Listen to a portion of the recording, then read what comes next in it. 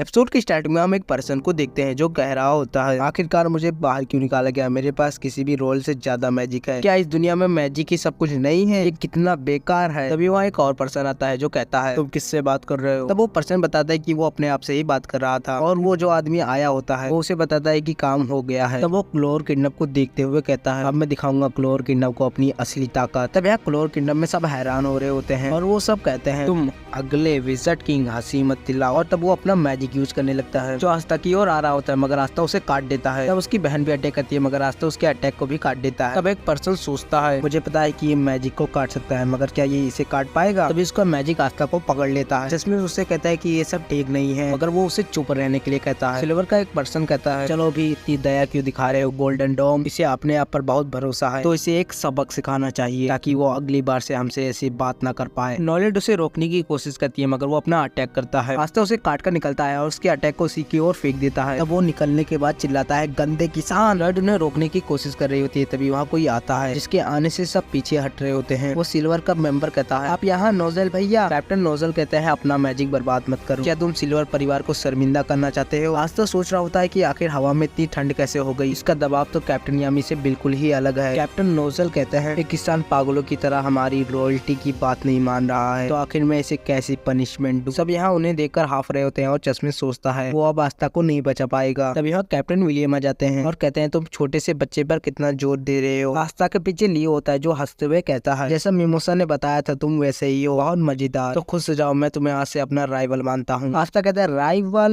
लियो उसे खुश होने के लिए कहता है। आस्था कहता है कि उसका पहले से एक राइवल है जो वहाँ खड़ा है। लियो कहता है कोई बात नहीं, तुम्हारे एक से ज्यादा राइवल नहीं हो सकते, ऐसे भी तुम अपनी बॉडी को देखो कितनी जबरदस्त है, चलो पंजा लड़ाते हैं। मिमोसा सोचती है कि आस्था कितना ताकतवर है, इसे लियो अपना राइवल मान रहा है। इस पर कैप्टन नोजल कहते हैं एक रॉयल्टी होकर अपना राइवल एक किसान को बना रहे हो, क्या ये सही है। कैप्टन वर्मिलियम कहते हैं उसे यहाँ आने की अनुमति विज़र्ड किंग ने दी है, वो एक किसान है मगर वो तारीफ के काबिल है। नोजल कहता है कि उसने कभी नहीं सोचा था तुम ऐसी बकवास बात करोगे, लगता है वर्मिलियम की फैमिली दयालु हो गई है, तुम रॉयल्टी के नाम पर कलंक हो। तभी वो दोनों अपने मैजिक यूज करने लगते हैं जिससे बहुत ज्यादा ही माना निकल रहा होता है। सब इसे देखकर हैरान हो रहे होते हैं और इन दोनों का तो अलग ही चल रहा होता है। ये लड़की कहती है कि सिस्टर क्या ये दोनों कैप्टन से लड़ाई करेंगे, तो वो लड़की कहती है इनका तो चलता रहता है और मुझे कैप्टन बोलो। तभी वहाँ एक पर्सन आकर कहता है यहाँ पर एक इमरजेंसी है। कैप्टन वर्मिलियम पूछते हैं क्या हुआ। तब वो पर्सन बताता है कि क्लोर किंगडम पर हमला हुआ है, यहाँ हर जगह आग लगी होती है और सब लोग भाग रहे होते हैं और उनके पीछे कुछ ज़ॉम्बीज़ की तरह लोग होते हैं। तब वही पर्सन एक जगह खड़ा होकर हंस रहा होता है